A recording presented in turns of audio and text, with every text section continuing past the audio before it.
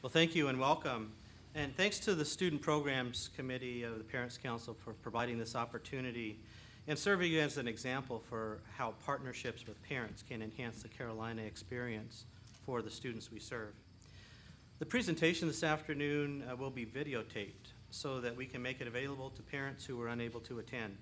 This is also an idea that came out of the Student Programs Committee of the Parents Council. The panelists will introduce themselves as we go along, and I also want to introduce some other resources that we have available in the audience so that when we get to the question and answer portion of the presentation, we'll be able to rely on them as resources. Vice Chancellor Crisp, of course, is here and available. Dr. Mary Covington, Executive Director of Campus Health Services. Dr. Alan Obar, Director of Counseling and Wellness Services. And Gay Perez, Associate Director for Housing and Residential Education, was already introduced earlier. We have about 50 minutes of panel presentation, followed by questions. We'll have about 30 minutes or so for questions. So what I would ask is that you hold your questions until we get to the question and answer session.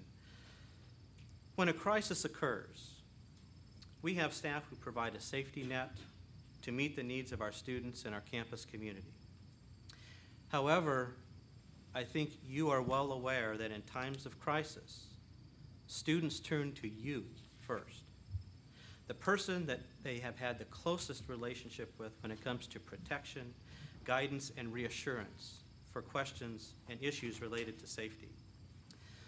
So, therefore, parents serve an important role in our safety strategy. And the more informed and educated you are about the resources available, the better able you are to be a calming influence and a resource during those times when a crisis occurs. UNC-Chapel Hill is a small city. And as such, just like any other city or town or village in North Carolina, there are some common similarities. We have the same issues you have in your hometown. And the safety messages we send to our students are very similar to the ones you have in your hometown. Don't let strangers into your home. Lock your door. Secure your personal belongings. Walk in well-lit areas. If you see something, say something. Look both ways before you cross the street. Safety starts with personal responsibility. And there are some unique differences.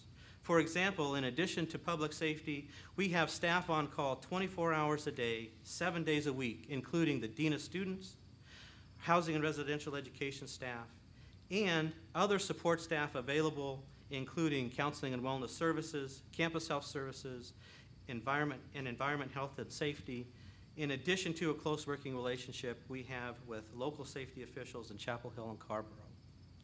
We work together, we plan together, we train together. Our presentation today is focused primarily on students, and in fact, more specifically, undergraduate students.